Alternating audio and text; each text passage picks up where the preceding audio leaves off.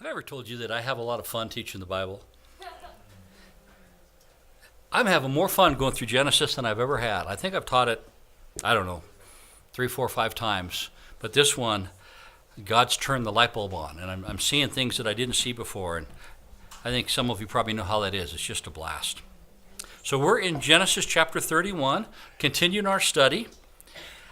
Last time, Jacob was ready to leave and go back home to the promised land.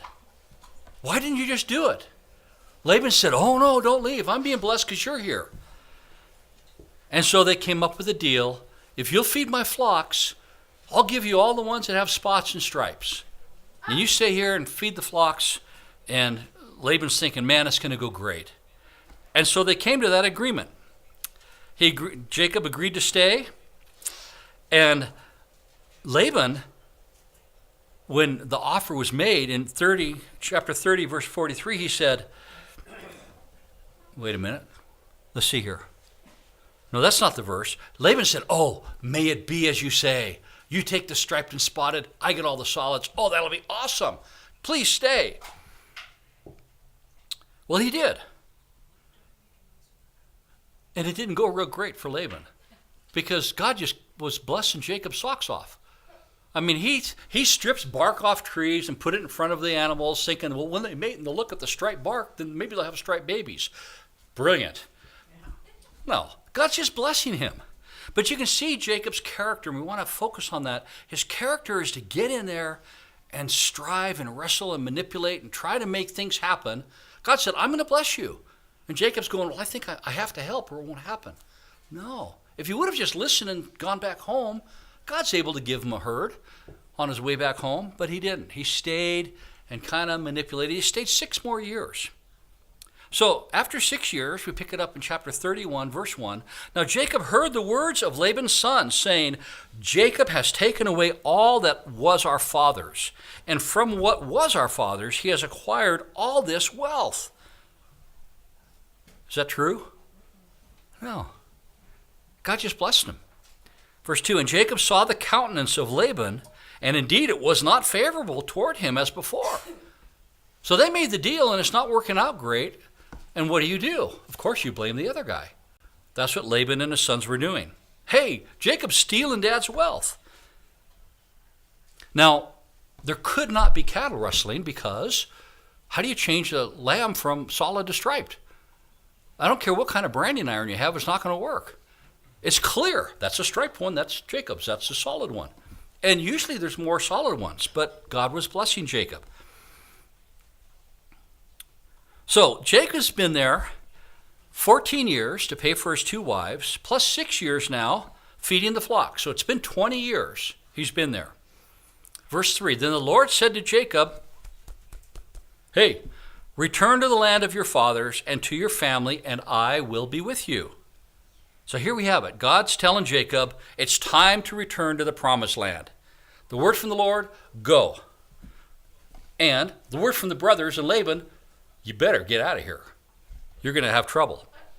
And so God's speaking to him directly, and he's also speaking to him through circumstances. Jacob, it's time to go, and I'll be with you. That's the most important part of the promise.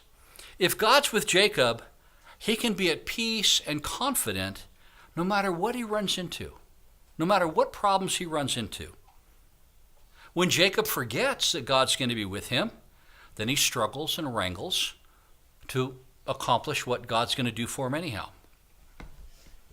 Verse 4, so Jacob sent and called Rachel and Leah to the field to his flock.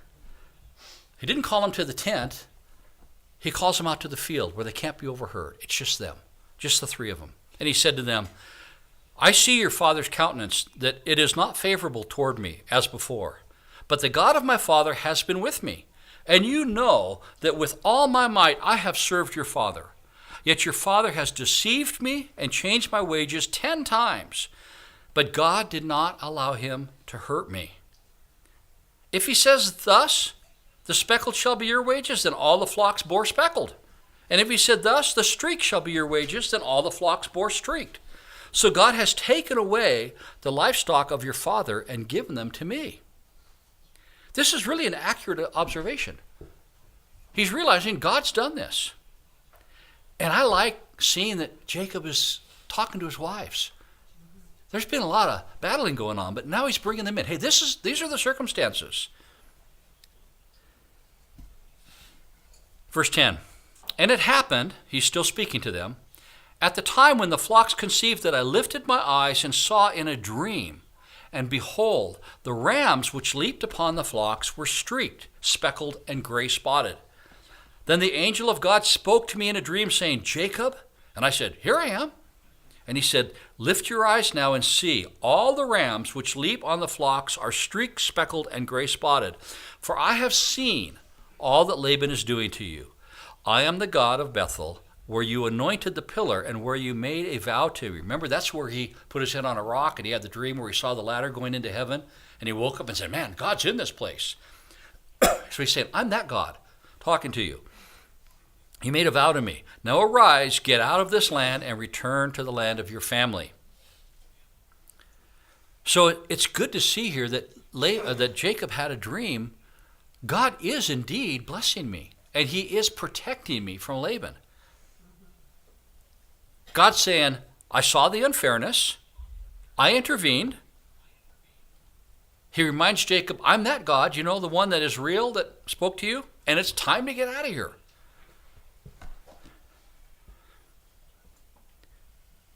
Verse 14. Then Rachel and Leah answered and said to him, Is there still any portion or inheritance for us in our father's house?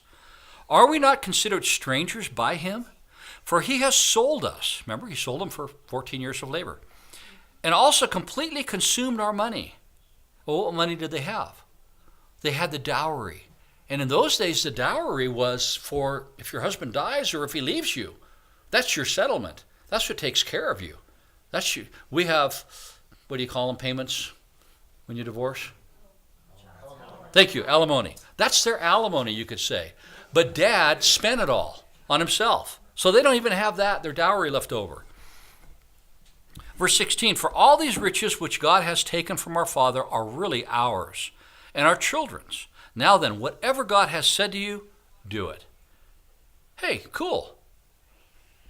The daughters realized that Laban had written them off. Their dad had written them off. There's nothing there for them anymore. And so they're saying, Jacob, you're our husband. We're following you. Whatever you think is best, we're with you in this. So verse 17. Then Jacob rose and set his sons and wives on camels. Now think about that. Rich guy has a lot of camels. He has enough camels to put all his sons and wives on camels. Jacob's doing okay.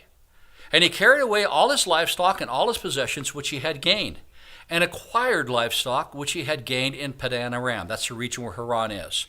To go to his father Isaac in the land of Canaan. He's going back home. Now Laban had gone to shear his sheep, and Rachel had stolen the household idols that were her father's. And Jacob stole away, unknown to Laban the Syrian, in that he did not tell him that he intended to flee. So he fled with all that he had. He arose and crossed the river, which would be the Euphrates, and headed toward the mountains of Gilead. Now the mountains of Gilead, if you look on our map over here, way up here is the Sea of Galilee, and these are all the mountains of Gilead, kind of on the east side of the Sea of Galilee and the north side. So he's way up here in Haran, and he's fleeing down about 300 miles to the mountains of Gilead. We're going to go there when we go to Israel, by the way. But he steals away. It means he snuck away. And Rachel stole the household idols. Well, that was important to do. What is she thinking? I'm wondering, do we have another glimpse of Rachel's character here? I mean, she was the good looker, and he worked 14 years for her. But Leah had the weak eyes and maybe not as pretty, and she's jealous of her sister, Leah, because Leah's having babies, and she's finagling, and they're warring, and now they're leaving. What's she going to do? I'm going to go get those idols from my dad's house. Well, maybe she thought they were valuable. Maybe she felt like, he spent all my dowry, those are valuable, I can sell them. Or maybe she worshiped those idols. Or maybe she just wanted to get back at dad. Or prevent him from inquiring of the idols, thinking that they might give him power. We're not really told. But I think as someone that reads the Bible, it's not a great idea to go and steal the idols. They're useless. They're just pieces of rock or stone or whatever. So Jacob takes off. He has a 3-day head start, but he's moving his herds and his family and his servants. He's not going 100 miles an hour, is he? And Laban finds out about it. Verse 22, and Laban was told on the 3rd day that Jacob had fled. Then he took his brethren with him, we'll call this the Haran posse, and pursued him for 7 days' journey, and he overtook them in the mountains of Gilead. So Laban traveled in 7 days, the distance it took Jacob to travel 10 days. Laban's faster. He doesn't have his family. He's got all the warriors. Verse 24, but God had come to Laban the Syrian in a dream by night and said to him, be careful that you speak to Jacob neither good nor bad. Now let me rephrase that. When you get to Jacob, you shut your mouth. It's kind of how I'm reading that. What was Laban's plan? I'm taking it all back. It's a little bit against his plan. God's intervening. He's protecting Jacob. Don't even talk to him.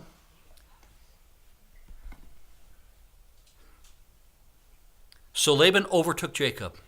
Now Jacob had pitched his tent in the mountains, and Laban with his brethren pitched in the mountains of Gilead. You got 2 camps up there in the mountains. And Laban said to Jacob, he's talking to him. He's not supposed to talk to him. He's not really listening to the Lord, is he? He sort of listens. Laban said to Jacob, what have you done that you have stolen away unknown to me and carried away my daughters like captives, taken with the sword? Why did you flee away secretly and steal away from me and not tell me? For I might have sent you away with joy and songs.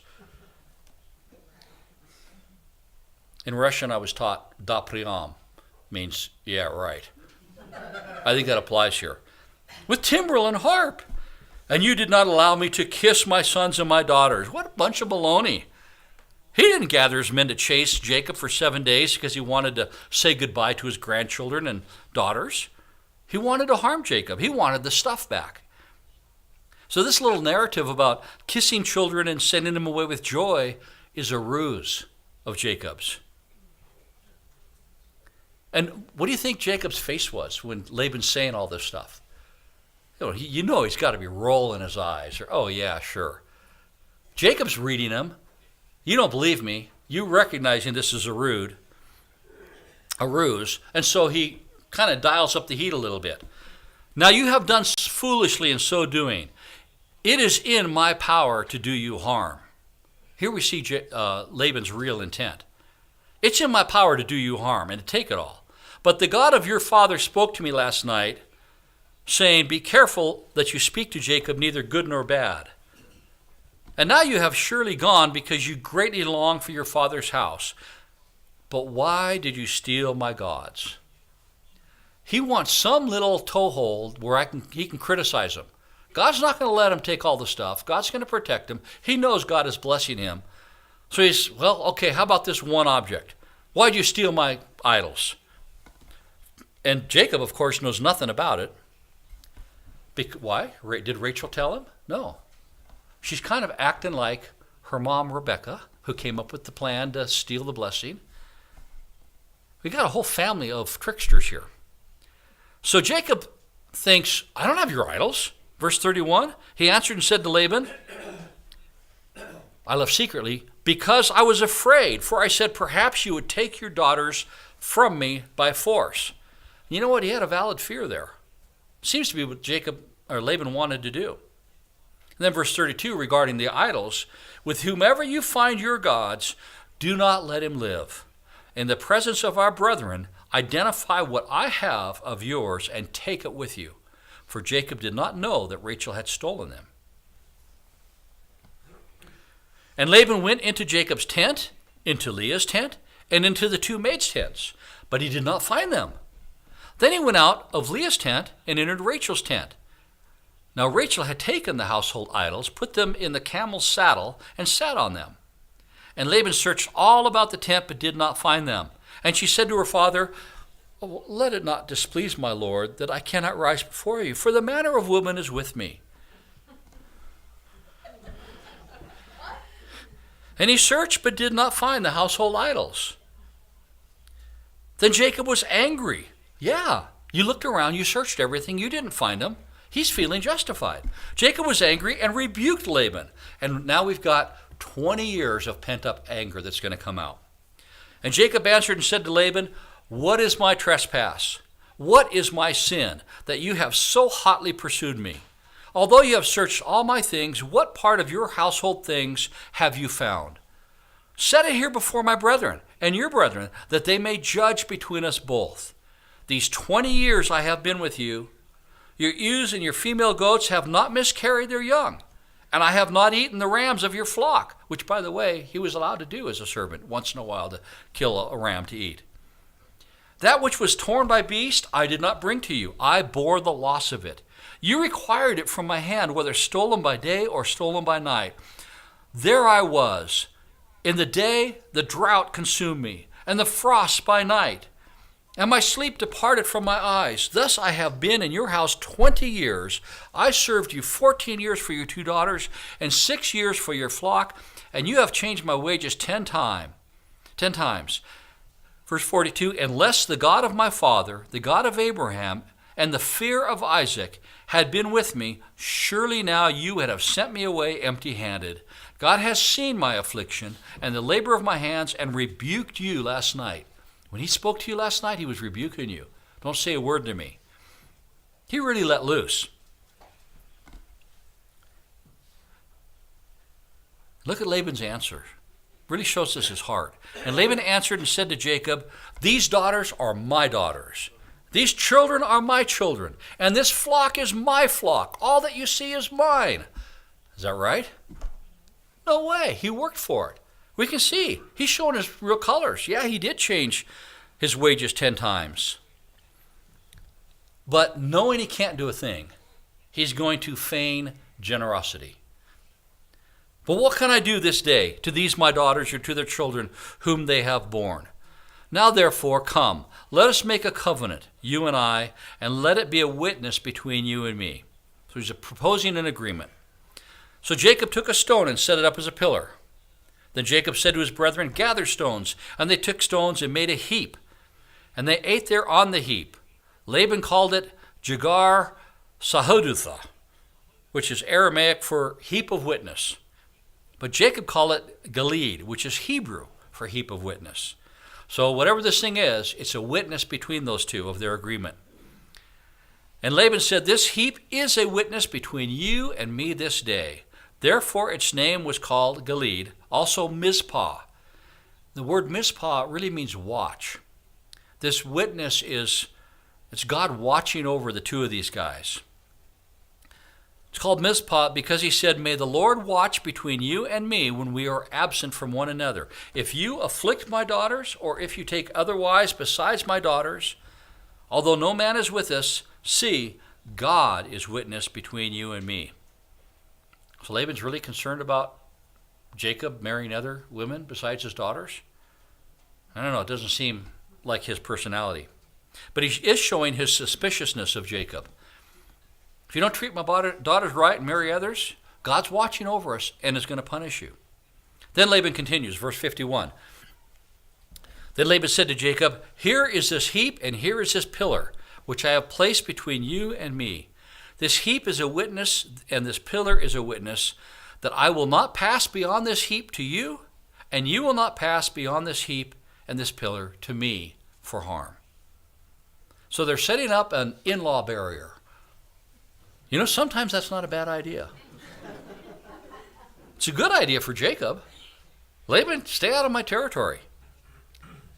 Then the God of Abraham, the God of Nahor, the God of their father, judged between us. And Jacob swore by the fear of his father Isaac. Then Jacob offered a sacrifice on the mountain and called his brethren to eat bread. And they ate bread and stayed all night on the mountain. And early in the morning, Laban arose, kissed his sons and daughters, and blessed them. Then Laban departed and returned to his place. He also departs from the pages of the Bible. He's done now. And it's good that he departs from Jacob's life because Laban really represents the world away from God. We can't dwell with God and dwell in the world. It just doesn't work. Jacob needed to return to God's rest, which is what the promised land is called, God's rest. When we belong to Jesus, we're entering God's rest. Jacob needs to go back to God's rest without Laban's influence. Chapter 32. So Jacob went on his way, and the angels of God met him. Is that cool? I'm there. When Jacob saw them, he said, "This is God's camp." And he called the name of that place Mahanaim. Means double camp or two hosts.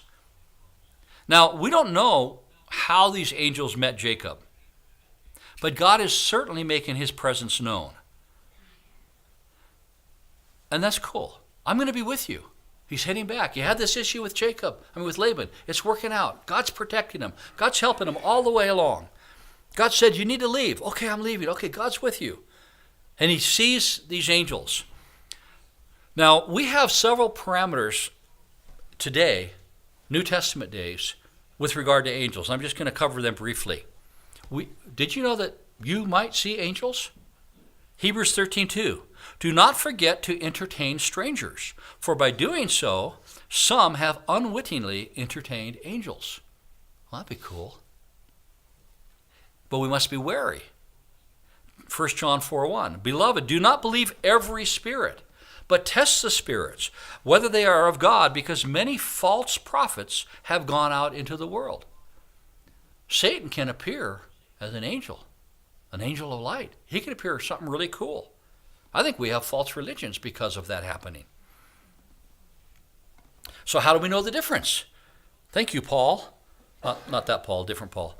Galatians 1:8. But even if we or an angel from heaven preach any other gospel to you than what we have preached to you, let him be accursed. We read this, we study it. If they're preaching something else like, oh, you don't really need to believe in Jesus, or all roads lead to heaven, or just be basically good, or all those other counterfeits, let them be cursed. Matthew 24:24, this is Jesus speaking.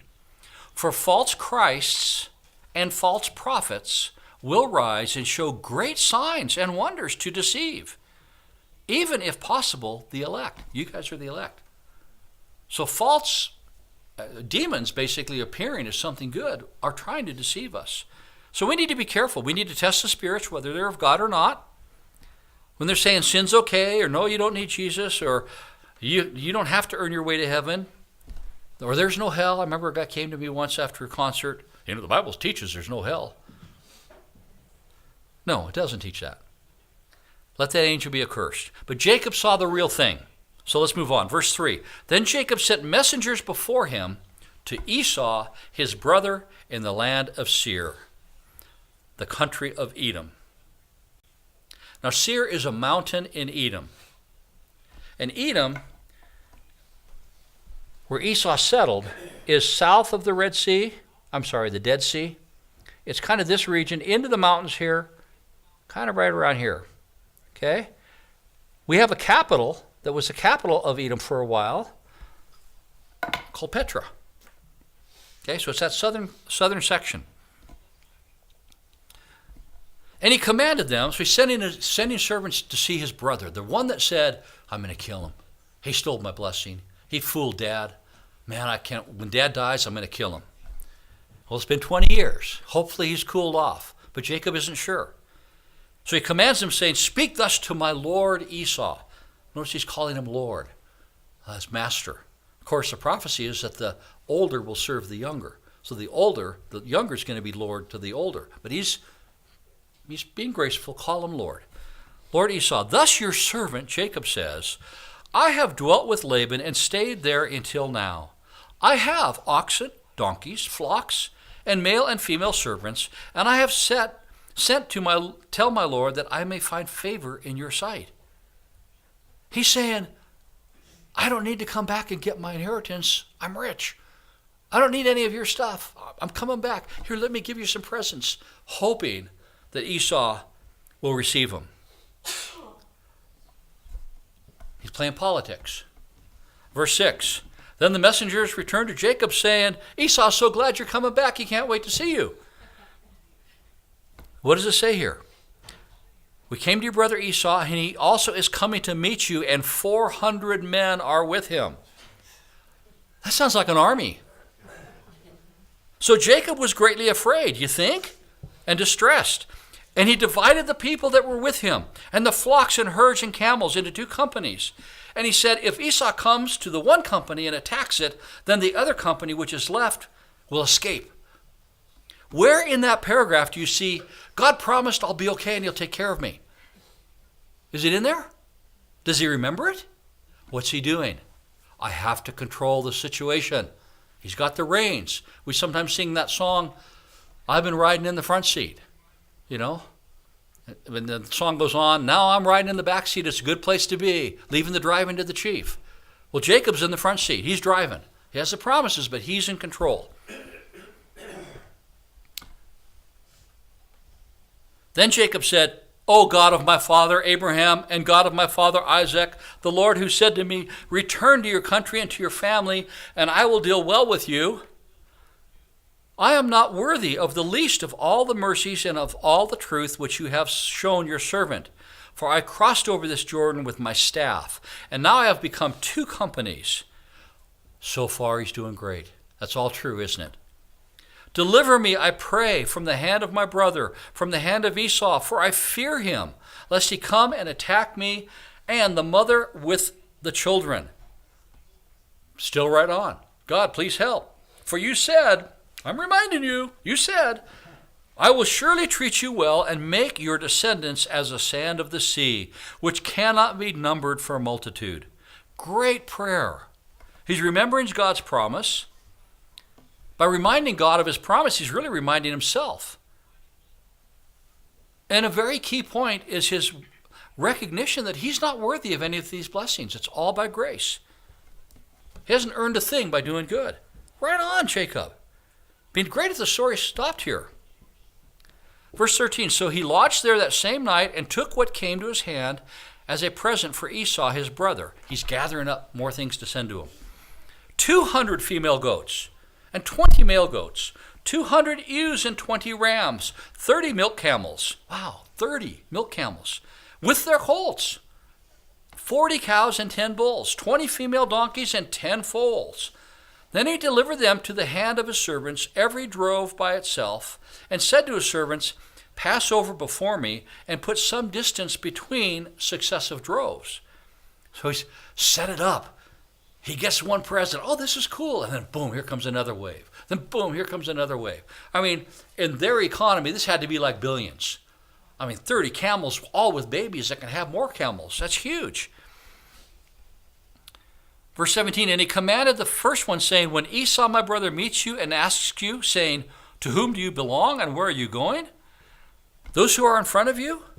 Whose are those in front of you? Then you shall say, they are your servant Jacob's. It is a present sent to my lord Esau. And behold, he also is behind us.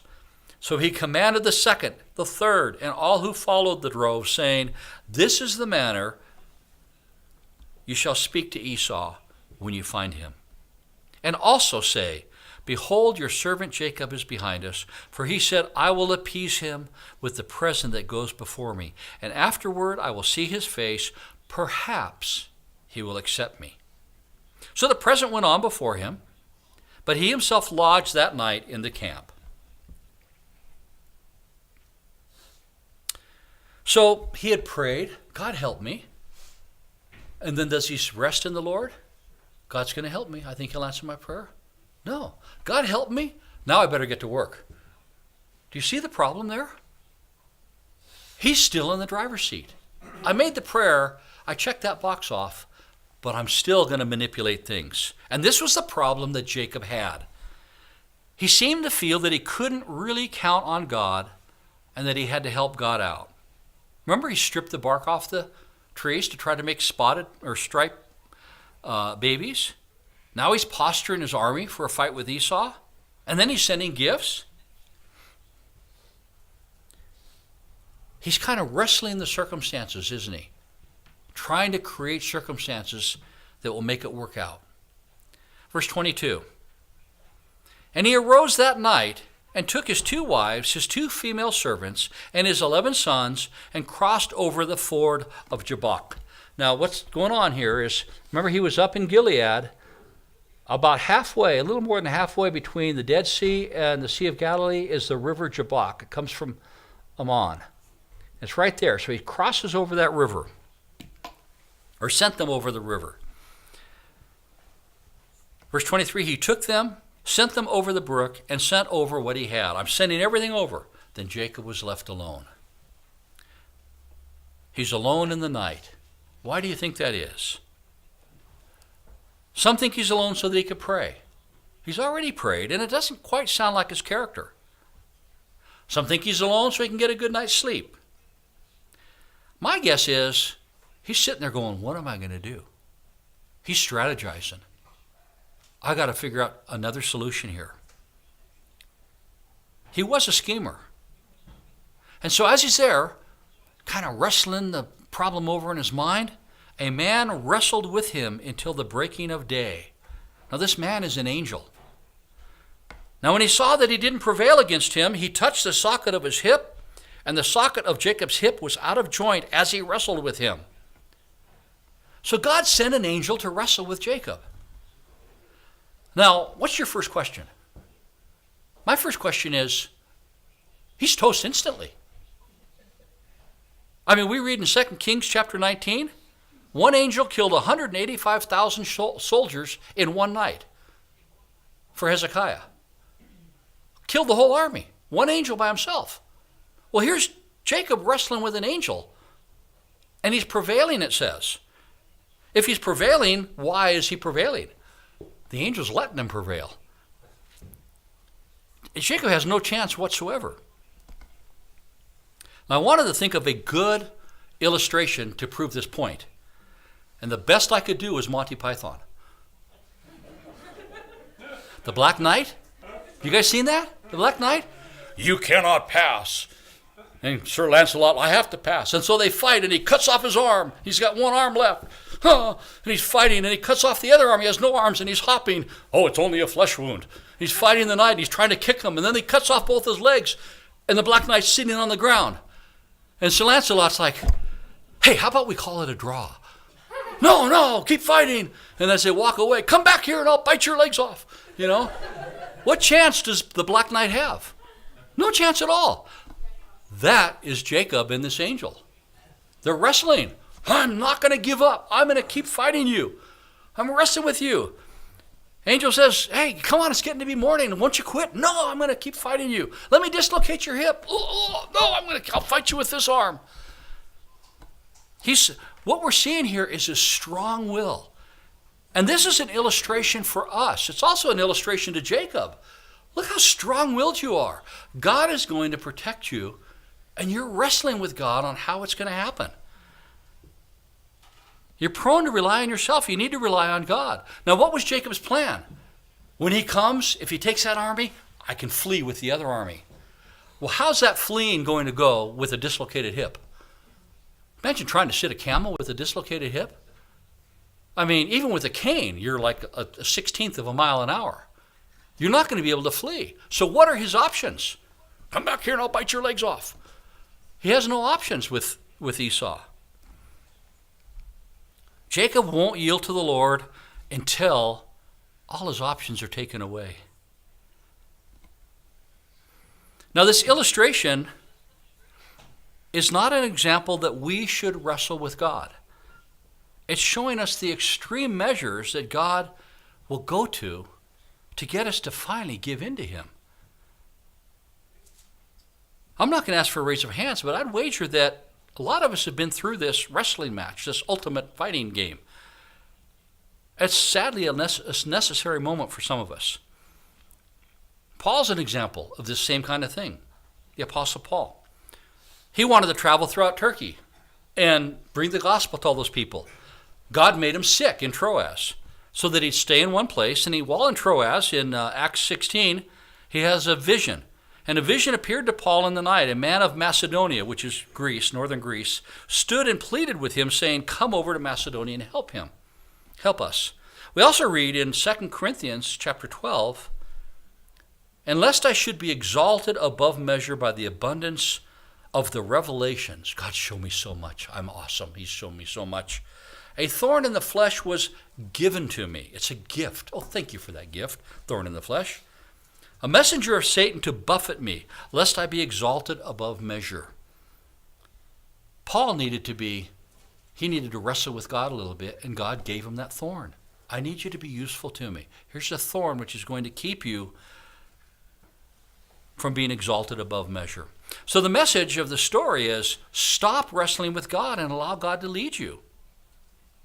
Verse 26, and he, meaning the angel, said, let me go, dummy. Oh, dummy's not in there. Let me go, for the day breaks. But he said, I will not let you go unless you bless me. Now, we don't quite get the picture here unless we look at some other scriptures, because doesn't it sound like Jacob's in a position of power? I'm not letting you go. My hip's dislocated, but I'm still fighting with you, and I'm prevailing against you, little weak angel who can kill 185,000. I'm not letting you go. No, that's not what it was. When we look at the book of Hosea chapter 12, we read about this instance. It's a little different picture. Yes, he struggled with the angel and prevailed. He wept and sought favor before him. What he's doing is going, my hip's dislocated. I'm broken. I cannot do a thing, and you're leaving. No, please bless me before you go. Please don't leave me here alone. Please help. I'm destroyed. And so look at the answer. Verse 27. And this really defines the theme of the whole wrestling match. So he said to him, what is your name? And he said, tearfully, heel holder or usurper. Guy that tries to do his own thing. That's what Jacob means. He's describing his nature, his character. And the angel says in verse 28, your name shall no longer be called usurper, heel catcher, creep. For you have struggled with God and with men and have prevailed.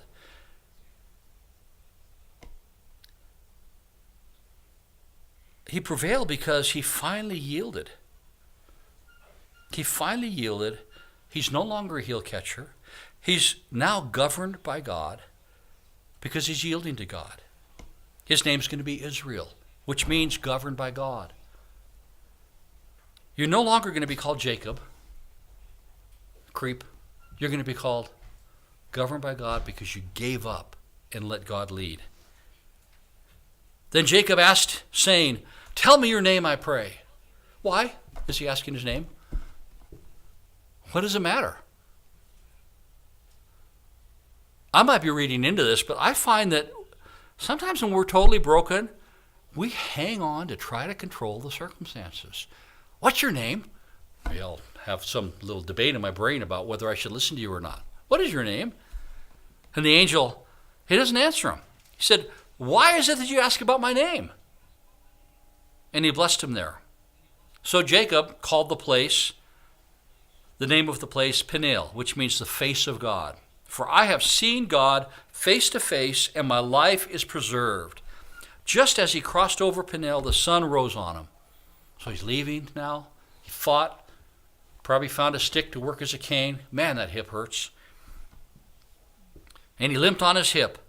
Therefore, to this day, the children of Israel do not eat the muscle that shrank, which is on the hip socket, because he touched the socket of Jacob's hip in the muscle that shrank. I don't have a deep spiritual meaning for that last part. But they're remembering the event. What's the point of the event? What's our application, you guys? You ever find yourself wrestling with God? He lets us wrestle with him for our benefit. And things go bad. And finally, if he has to, he'll disable us. So we finally have to give up. That location is called the bottom of the barrel. We have lots of examples of that. We have the prodigal son. Remember, it says he finally came to his mind when he's feeding the pigs. He's got his brain back. I could go to my dad's and I'll eat better than I am feeding these pigs here. When we go sideways on God, he uses the circumstances to bring us back into relationship. Everything that goes on in our life as his kids is really to help us to have a better relationship with him. So when we resist him, He disciplines us because he loves us. Here, Jacob keeps trying to manage the situation. How am I going to teach him this lesson?